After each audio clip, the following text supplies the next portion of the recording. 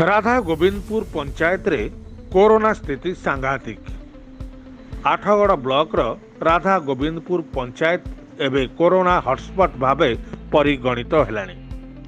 गत एक सप्ताह मध्य एही पंचायत रु मोट 56 जन कोरोना आक्रांत चिन्हट हेलेनी।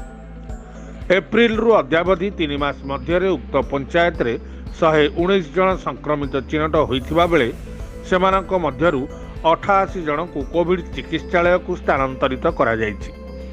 उक्त पंचायतर जड़े युवक जिमसार रे चिकित्साधीन अवस्था मृत्युवरण करिसेंति। एही पंचायतर लक्ष्मीनारायणपुर ग्राम रे 24 जन, निकटवर्ती राधा केशवपुर ग्राम रे 19 जन चिन्हट होइथिबा बेले राधा गोविंदपुर ग्राम 10 जन संक्रमित चिन्हट होइछंति। एही राधा गोविंदपुर पंचायत विशेष करी लक्ष्मीनारायणपुर राधा केशवपुर ग्राम रे कोरोना संक्रमण काहिंकी बढ़ुची तार तर्जमा करने लगी जिला स्तरीय एक प्रतिनिधि दल डाक्तर पूर्णचंद्र बेहेरा और डाक्तर सुजाता बेहेरा नेतृत्व में मंगलवार गस्त करी कारण संपर्क में तर्जमा करथिले।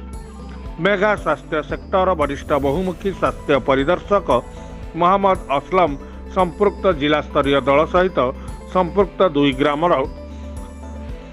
जाई स्थिति संपर्क में पुंखानुपुंख बुझाइबा सह घर घर सर्वेक्षण एवं लोकों को महामारी संपर्क में किपरि सचेतन करा जाउछि से संपर्क में विस्तृत विवरणी दैथिले।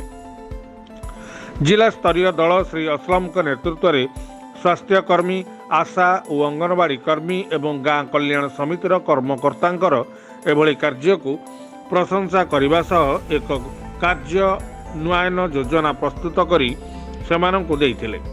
स्वास्थ्य परिदर्शक श्री असलम को प्रत्यक्ष तत्वावधान में गत 22 तारीख में 6 जन, 28 तारीख में 34 जन और 29 तारीख में 11 जन को स्वतंत्र आंबुलांस जोगे माधवपुर स्थित जिमसार कोविड केयर हॉस्पिटल को पठाइबार व्यवस्था करा जायछि। संपृक्त राधा गोविंदपुर पंचायत समेत एही ब्लॉक दोरडो कुष्पंगी पंचायत मध्य कोरोना हॉटस्पॉट पालटि गलानी। आठगड़ प्रशासन और स्वास्थ्य विभाग तुरित कार्यानुष्ठान ग्रहण करने सह ताला बंद और सप्ताहांत सटडाउन को कड़ाकड़ी करने आवश्यक बोली मत प्रकाश पाई।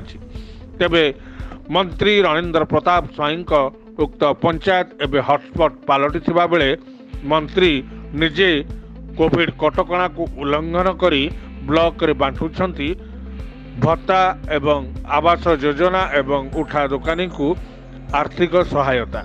तेबे जितेबेले मंत्री पंचायत एवं हॉटस्पॉट पालटुवा बेले एवं अन्यपटे सरकार तृतीय लहर को मुकाबला करने प्रस्तुत होउथुवा बेले मंत्री पंचायत एवं कोरोना हॉटस्पॉट पालटुछि। तेबे मंत्री की पदक्षेप नौछंती निज पंचायत को सुरक्षा देवा पई ताहा देखिबाकू रहिला।